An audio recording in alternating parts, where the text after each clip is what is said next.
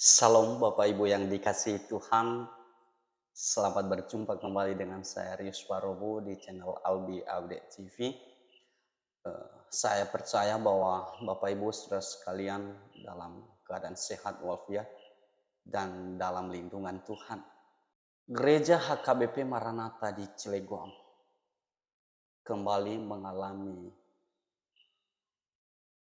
penindasan yang luar biasa, ya, oleh kelompok-kelompok intoleran yang berusaha untuk melarang pembangunan tempat ibadah. Sangat miris. Mereka memagari dengan memasang batu bata. Luar biasa. Masyarakat yang melakukan hal ini belum diketahui identitasnya. Namun sangat disayangkan teman-teman. Sampai sekarang tindakan penegak hukum belum ada sama sekali. Hal ini yang kita sayangkan dan sangat menyedihkan sekali ketika sikap intoleransi ini masih terus-menerus terjadi. Sebelum kita lanjutkan teman-teman, mari kita saksikan videonya. Ini gereja HKBP sedang dibangun, terus ditutup sama masyarakat pintu masuk. Sedang membangun di dalam, ditutup pintunya oleh masyarakat. Dengan alasan kita tidak mengerti apa maksudnya. Sehingga material pun tidak bisa masuk ke dalam.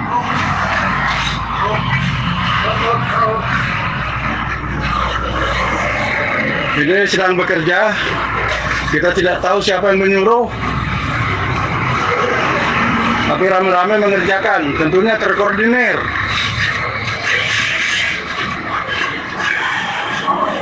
Ini gereja HKBP sedang mulai membuat fondasi di dalam. Boleh video saya.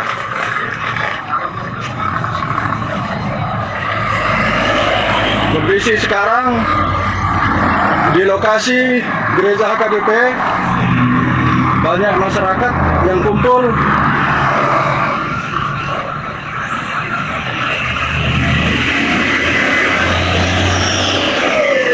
Yang sedang menutup pembangunan rumah ibadah. Pekerjaan pintu sedang ditutup oleh masyarakat.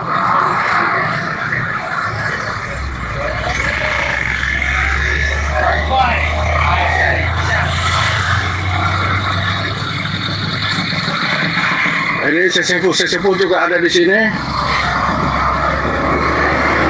yang menyaksikan peristiwa ini.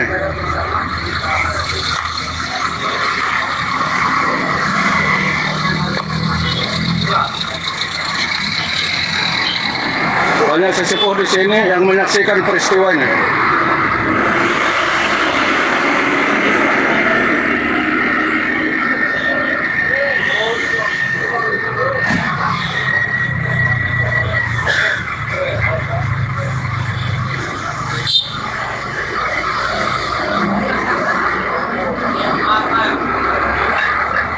Luar biasa nih. Penutupan pintu masuk ke lokasi yang akan dibangun gereja HKBP di Cilegon, di Cikuasa.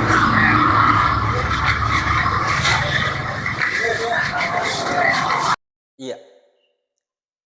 Pasca gempa kemarin kita juga dihebohkan dengan sikap intoleran yang terjadi di tenda pengungsian yang melakukan pencopotan stiker gereja di tenda pengungsi. Jadi kini kembali terjadi lagi ya, sikap intoleransi yang menurut saya masih belum move on mereka ini, ya. Mereka belum sadar bahwa negara ini bukan cuma satu agama. Ya, jadi saya heran ya. Apakah mereka ini sama sekali tidak punya hati nurani atau bagaimana? Atau dengan sikap seperti ini Anda eh, mendapatkan sesuatu yang istimewa atau Anda dibayar atau bagaimana? Saya nggak tahu apa sih untungnya saudara melakukan tindakan-tindakan seperti ini, ya gitu ya. Menurut saya ini bukan tindakan yang terpuji ya.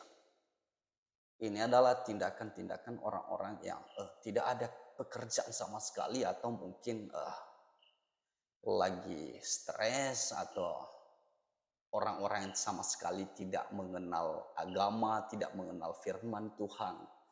Nah, sehingga mereka itu takut sekali terhadap agama Kristen. Takut sekali ketika melihat gereja gitu ya. Ada apa dengan Bapak Ibu yang melakukan tindakan seperti ini ya? Ada apa dengan mereka? Kenapa mereka begitu melihat gereja, wow, ini harus dihalangi, ini harus dilarang gitu ya. Ada apa gitu ya? Apa sebenarnya yang membuat mereka ini tidak senang gitu ya? Apakah mengganggu gitu ya? Mengganggu lingkungan gitu ya? Saya rasa mereka itu tidak merugikan orang lain gitu ya. Mereka punya sertifikat tanahnya, mereka. Aduh, saya nggak tahu lah apakah sama sekali mereka ini tidak mengenal Tuhan ya. Orang-orang yang mengenal Tuhan pasti mengenal yang namanya kasih, toleransi gitu ya. Jadi